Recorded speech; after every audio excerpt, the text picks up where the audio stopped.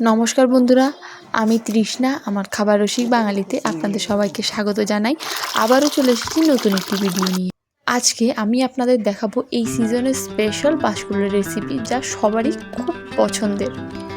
এর জন্য প্রথমেই নিয়ে নিলাম বাঁশকুড়ুল। বাঁশকুড়ুলগুলোকে আগেই আমার ঠাম্মা খুব সুন্দর করে ছাড়িয়ে নিচ্ছে। বাঁশকুড়ুল অনেক ধরনের হয়, যার মধ্যে এগুলো হচ্ছে মুলি বাঁশের বাঁশকুড়ুল। মুলি বাঁশের বাঁশকুড়ুলটা একটু মিষ্টি টাইপের হয়, আর বাকিগুলো একটু তিতকুটে হয়।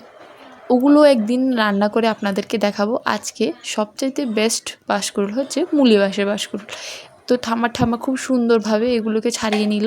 এবারে একটু কুচি কুচি করে এগুলোকে কেটে নেবে, না হলে সিদ্ধ হতে একটু বেশি সময় লাগবে। যত কুচি করে কাটবেন তত সিদ্ধ হবে খুব সুন্দরভাবে। দেখুন কি সুন্দর করে আমার ঠাম্মা এগুলোকে কুচি কুচি করে নিচ্ছে। এই সিজনে বাঁশকুড়ুলটা খুব বেশি পরিমাণেই পাওয়া যায়। দেখবেন বাজারে ঘাটেই সচরাচর বাঁশকুড়ুল দেখাই যায়। তো যারা আমার ভিডিওটি দেখছেন, একবার হলেও অন্তত বাঁশকুড়ুলের রেসিপিটি ট্রাই করে দেখবেন। দেখুন কথা বলতে বলতে আমার ঠাম্মার বাঁশকুড়ুল কাটাও প্রায় শেষের পথে। দেখুন কথা বলতে বলতে আমাদের বাঁশকুড়ুল কাটাও শেষ। এবারে নিয়ে নিলাম কাঁঠালের বিচি। কাঁঠালের বিচিগুলিকেও সুন্দর করে কেটে নিতে হবে, একটু ছোট ছোট করে। কাঁঠালের বিচি দিয়ে অনেক রেসিপি খাওয়া যায়, কিন্তু কাঁঠালের বিচি দিয়ে আমরা বাঁশকুড়ুল খেতেও অনেক পছন্দ করি। একবার নিশ্চয়ই ট্রাই করে দেখবেন। দেখুন আমাদের কি সুন্দর মিহি মিহি করে কাঁঠালের বিচিও কাটা হয়ে গেছে, আবার বাঁশকুড়ুলও কাটা হয়ে গেছে। এবার ভালো করে এগুলোকে ধুয়ে নেব। দেখুন কি সুন্দর ফুল ফুটেছে আমাদের বাড়িতে। এবারে উনুনের মধ্যে কড়াইটা বসিয়ে কড়াইতে একটু জল দিয়ে বাঁশকুড়ুলগুলোকে দিয়ে দেব। বাঁশকুড়ুলগুলোকে ভালো করে একটু সিদ্ধ করতে হবে। এর সাথে দিয়ে দিলাম কাঁঠালের বিচিও। এগুলো সিদ্ধ হতে থাক, ঢাকা দিয়ে দেব। এর ফাঁকে চলুন একটু আমাদের প্রাকৃতিক দৃশ্যটা উপভোগ করি। এই দেখুন আমাদের কি সুন্দর কারি পাতা গাছ, যা দিয়ে ভাজা টাজা করা হয়। কি সুন্দর সুন্দর কাঁকরোল ধরেছে, মিষ্টি কাঁকরোল আর লেবু। এই গরমে কম বেশি সবারই লেবু খুব পছন্দের। এবারে নিয়ে নিলাম রান্নার জন্য শুটকি। শুটকি দিয়ে আমাদের আজকে বাঁশকুড়ুল রেসিপিটা হবে।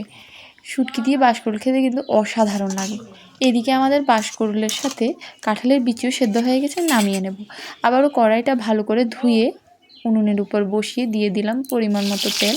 শুটকির তরকারিতে তেমন বেশি তেলের প্রয়োজন হয় না। দিয়ে দিলাম কুচনো পেঁয়াজ, দিয়ে একটু ভাজা ভাজা করে দিয়ে দেব শুটকি। শুটকিগুলোকে দিয়েও কিন্তু ভালো করে ভেজে নিতে হবে। এবারে দিয়ে দেব কুচি করে রাখা কাঁচা লঙ্কা, দিয়ে দিলাম হলুদের গুঁড়ো, লঙ্কা গুঁড়ো আর পরিমাণ মতো লবণ। দিয়ে ভালো করে মশলাটা কষিয়ে নেব। একটু জল দিয়ে ভালো করে মশলাটাকে কষাতে হবে। শুটকির সাথে বাঁশকুড়ুলের রেসিপিটি একবার অন্তত ট্রাই করে দেখবেন। এবারে দিয়ে দেব সেদ্ধ করে রাখা বাঁশকুড়ুল আর কাঁঠালের বিচি, দিয়ে ভালো করে মিশিয়ে নেব। দেখুন কি সুন্দর দেখতে লাগছে, দেখেই মুখে জল চলে আসছে।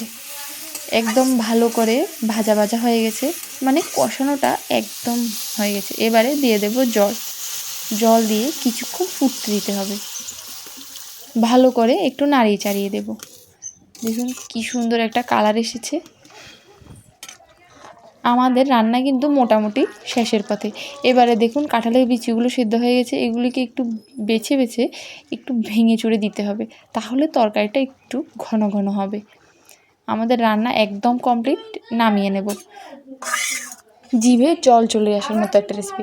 তো বন্ধুরা, ভিডিওটি ভালো লাগলে অবশ্যই লাইক করে দেবেন। Thank you.